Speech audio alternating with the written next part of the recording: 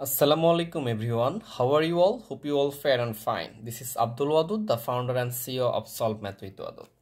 তোমাদের পঞ্চম শ্রেণীর আজকের পর্বে আমরা শতকরা অধ্যায় যেটা অনুশ্রেণী 9 এর 3 এবং 4 নম্বর সমাধানটা করব।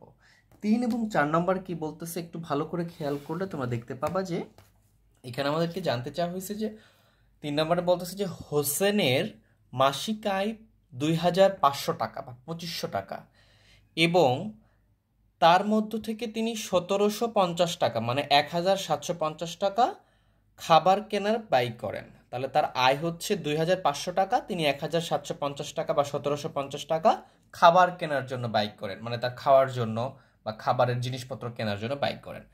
শামীমের মাসিক আয় 1800 টাকা 1800 টাকা, তিনি খাবার কেনায় ব্যয় করেন 1440 টাকা ব্যয় করেন। তাদের প্রত্যেকের আয়ের উপর কেনার ব্যয় শতকরায় প্রকাশ করো। মানে কতটুকু তারা আয় করতেছে, যে আয়ের উপরে তারা কতটুকু ব্যয় করতেছে এটাকে শতকরায় প্রকাশ করতে বলছে। মানে আমরা জানি এটা আমরা করতেছি শতকরা পার্সেন্টেজ, এটা আমরা প্রথম পর্বে বলছে এটা 100-র সাথে কম্পেয়ার করতে হবে। তাহলে আমরা এটা খুবই সহজে করতে পারি। এইটার জন্য আমরা একটা সূত্র মনে রাখতে পারি। সেটা কি সূত্র?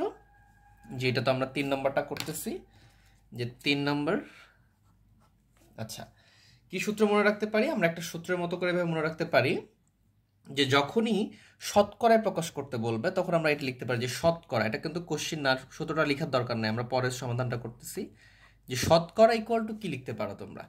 শতকরায় প্রকাশ করা মানে নিচে লিখবো আমাদের মোট, টোটাল লিখবো, মোট লিখবো এখানে। আর এখানে যতটুকু ব্যয় হয়, যতটুকু আমরা ব্যয় করি, যতটুকু কি করি আমরা ব্যয় করতেছি বা খরচ করতেছি বা যেটা করতেছি, এবং তার সাথে যদি আমরা 100% গুণ করে দিই তাহলে আমাদের এই শতকরাটা চলে আসবে। তাহলে শতকরাই এখানে আমাকে বের করতে বলছে, শতকরায় প্রকাশ করতে বলছে তাদের প্রত্যেকের ব্যয়। তাহলে আমরা এখানে যদি একটু খেয়াল করি, আমরা প্রশ্নে কিন্তু দেখতে পাচ্ছি যে তাদের এটাকে শতকরায় প্রকাশ করতে বলছে এবং হোসেনের মাসিক মোট হচ্ছে 2500 টাকা ইনকাম, 1750 টাকা ব্যয়। তাহলে আমরা লিখবো হোসেনের ব্যয় করে, হোসেন ব্যয় করে, এটা লিখবো। এটা আমাদের সমাধান, এখান থেকে আমরা সমাধান করতেছি। ওইটা কিন্তু আমাদের সূত্র ছিল। সমাধান কি লিখবো? যে হোসেন ব্যয় করে বা হোসেনের ব্যয়, এতটুকু লিখলেও হবে। এছাড়া লিখতে পারো যে হোসেনের মোট টাকার উপরে ব্যয় করেন, এভাবে বড় করে লিখলেও হবে, ছোট লিখলেও হবে। তাহলে কতটুকু ব্যয় করেন আমরা এইভাবে টান দিয়ে দিব।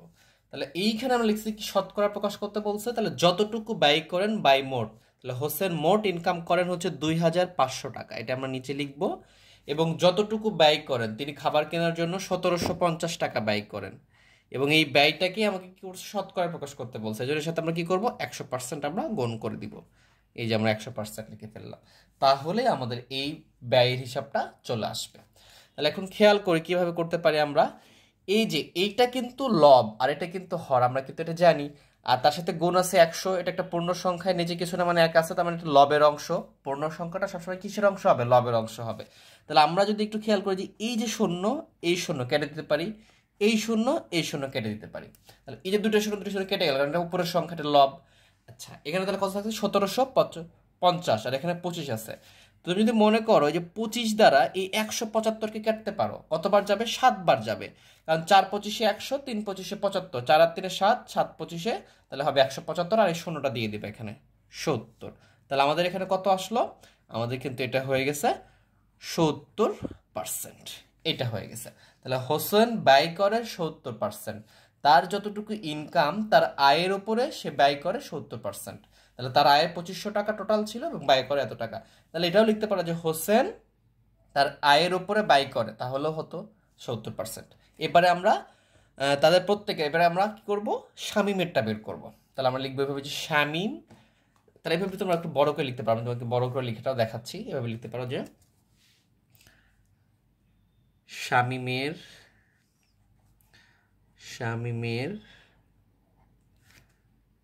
আয়ের ওপর ব্যয়, এতটুকু লিখতে পারো। অথবা শুধু এতটুকু লিখতে পারো যে শামীমের ব্যয়, এতটুকু লিখলেও হবে। তাহলে আমরা ইকুয়াল দিব, দিয়ে কি করব? আমাদের মোট শামীমের মোট আয় কতটুকু? শামীমের মোট আয় হচ্ছে 1800 টাকা। 800 টাকা। তিনি মোট যতটুকু ব্যয় করেন, আমাদের সূত্রটা কি ছিল, যতটুকু ব্যয় বা যতটুকু খরচ করেন সেটা। তাহলে শামীমের মোট আয় হচ্ছে 1800 এবং তিনি মোট ব্যয় করেন হচ্ছে 1440 টাকা, এবং এর সাথে 100% আমরা যদি গুণ করে দিই তাহলে আমাদের ব্যয়ের হিসাবটা চলে আসবে। তাহলে আমরা এখানে কি করব, এই যে এখানে ওই শূন্য আর শূন্য কি করব, আমরা কেটে দিব। এইবারে দেখবো যে 18 দ্বারা 144কে ভাগ করা যায় কিনা, কারণ শূন্য তো আমরা পরে দিয়ে দিলেই হয়ে যাচ্ছে আমাদের। তাহলে যদি দেখি যে 144 এর সাথে ভাগ করব আমরা, 144কে ভাগ করব 18 দ্বারা, তোমরা সাইডে ভাগ করবো, দেখবা যে 8 বার যাচ্ছে। এই 18 দ্বারা যদি তোমরা 144কে ভাগ করো তাহলে এটা 8 বার যাবে এবং এই শূন্যটা চলে যাবে এখানে, তার মানে এটা হয়ে যাবে 80%। 80%। তাহলে আমরা উত্তর লিখবো কিভাবে, আমরা উত্তর লিখবো এইভাবে, উত্তর লিখবো যে হোসেনের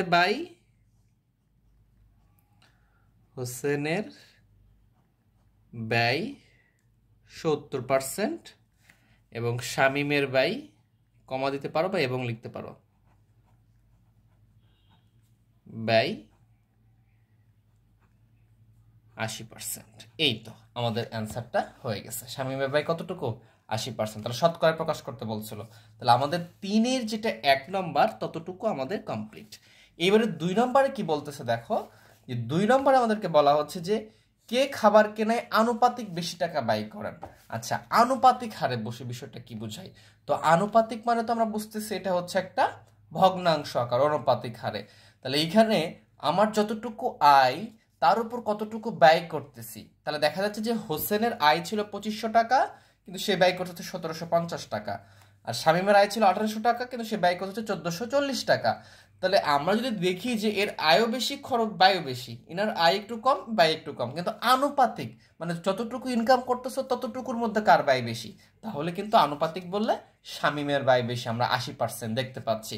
তাহলে আমরা কে খাবার কিনে আনুপাতিক বেশি টাকা ব্যয় করেন, তাহলে আমরা এইভাবে লিখতে পারি 2 নম্বরে যে আমরা দেখতে পাচ্ছি যে শামীম ব্যয় করেন 70%, হোসেন ব্যয় করেন 70% আনুপাতিক, এবং শামীম ব্যয় করেন 80%। তাহলে আমাদের উত্তর হবে যে শামীম আনুপাতিক হারে বেশি ব্যয় করেন। তাহলে খাবার কেনাই এভাবে লিখবা, খাবার, আরো কিছু লিখতে পারো এভাবে, হ্যাঁ, খাবার কেনাই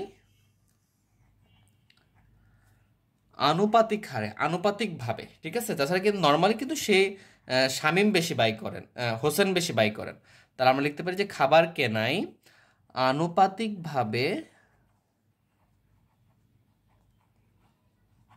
আনুপাতিকভাবে শামীম বেশি ব্যয় করেন, শামীম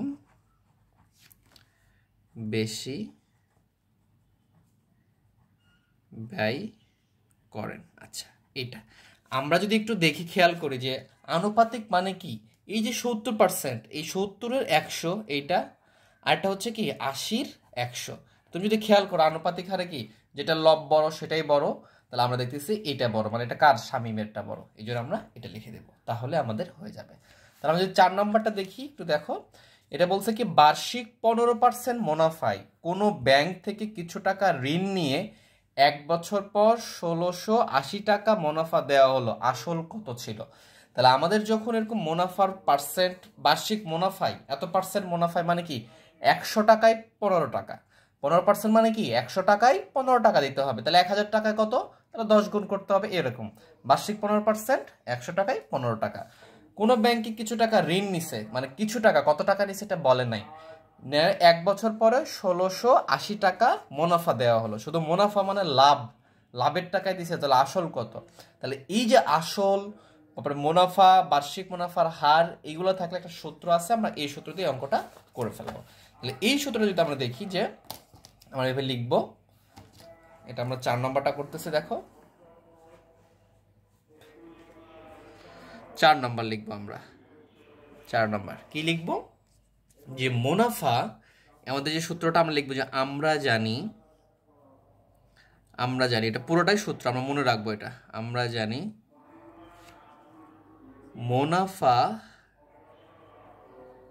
ইকুয়াল টু আসল, মুনাফা ইকুয়াল টু কি, আসল, মুনাফা মানে লাভ, ঠিক আছে, এর সাথে গুণ করতে হবে মুনাফার হার, মুনাফার হার যেটা থাকবে, এবং এটা অবশ্যই পার্সেন্টেজ থাকবে, যে নিচে লিখবো আমরা 100, এবং এর সাথে গুণ দিব আমরা সময়। তাহলে এইটা হচ্ছে যখন মুনাফা আসল এগুলো দেওয়া থাকবে তখন এই সূত্রটা ব্যবহার করব আমরা। তাহলে আমাকে যেটা বের করতে বলবে আর বাকিগুলো তো মান দেওয়া থাকবে। এটা হচ্ছে মুনাফা মানে লাভ, আসল মানে যে টাকাটা তুমি নাও সেটা হচ্ছে আসল, এবং ওইটার উপর যে পার্সেন্টেজটা দাও কতটুকু পার্সেন্টেজ দিবা সেটা হলো মুনাফার হার, আর এটা হচ্ছে সময়। তাহলে মুনাফা আমরা যদি একটু খেয়াল করি এখানে কি কি দেওয়া আছে, যে 15% মুনাফায় যখনই পার্সেন্টেজ থাকবে এটা মুনাফার হার, এটা কি মুনাফার হার। এবং 1 বছর পর, তাহলে সময় কতটুকু 1 বছর, দেখো 1 বছর পর এটা সময়, এবং 1680 টাকা মুনাফা দেওয়া হলো, তাহলে এইটা মুনাফা 1680 টাকা। এবং আসল কত ছিল এটা বের করতে বলছে, আসল তার মানে আসলের মানটা বের করতে হবে। আমরা এখানে লিখবো বা মুনাফা দেওয়া আছে কত আমাদের 1680, একটু ক্যালকুলেশন বুঝলে তোমরা এটা পারবা, ইকুয়াল টু আসল তো বের করবো, তাহলে আসলটাকে আসলের মতো রেখে দিলাম, ইন্টু মুনাফার হার, যেটা পার্সেন্টেজ দেওয়া আছে এটা মুনাফার হার, এটা কি 15, আর এই পার্সেন্টের জন্য নিচে আমরা সূত্রে 100 লিখে রাখছি, আর পার্সেন্ট দেওয়ার দরকার নেই। গুণ সময় মানে কত বছর 1 বছর। তাহলে আমাকে বের করতে হবে কি আসলটা বের করতে হবে। তাহলে আমরা যেটা বের করবো সেটাকে আমরা বাম পাশে রাখবো, এটা আমাদের ডান পাশে আছে, আমরা বাম পাশে নিয়ে আসবো, মানে টোটালটাকে এই পাশে নিয়ে আসবো। তাহলে এই পাশে আসলে কি হবে, আমরা লিখতে পারি যে আসল গুণ 15/100 ইকুয়াল টু এপাশে কত হতে, তাহলে এটা এপাশে চলে আসবে 1680। তো এক যদি কারোর সাথে গুণ করি তাহলে তো ওইটাই হয়, এই জন্য আমরা এক আর লিখি নাই। তাহলে আমরা এখান থেকে কি পাচ্ছি, যে বা আসল আসলের মানটা বের করব। খেয়াল করতে হবে, আমি যদি সমানের এপাশ থেকে পুরোটাই উঠিয়ে পাশে নিয়ে আসি এবং এপাশেরটা পুরোটা উঠিয়ে পাশে নিয়ে আসি তাহলে চিহ্নের কোনো পরিবর্তন হবে না। কিন্তু আমরা এইটা আসলটা বের করবো, তাহলে এই অংশটা পার করে দিব।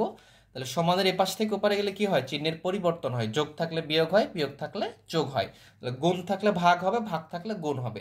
তাহলে এইটা দেখো 15 এর সাথে কি আছে, গুণ আছে, তার মানে এই পাশে ভাগ হবে, আর 100টা ভাগ আছে এপাশে গেলে গুণ হবে। তাহলে আমরা এই কথাটা লিখবো যে 1680, এইখানে গুণ চিহ্ন দিব, এইটা উপরে লিখবো, মানে এটা গুণ হয়ে গেছে, আর এটা গুণ ছিল এই পাশে এসে ভাগ হয়ে গেছে, 15 লিখবো। এই তাহলে আমরা এই যে শূন্য আর এই শূন্যটা বাদ, সরি এই শূন্য শূন্য বাদ যাবে না, এই শূন্য তো দুটোই তো লবে আছে, কাটবে না।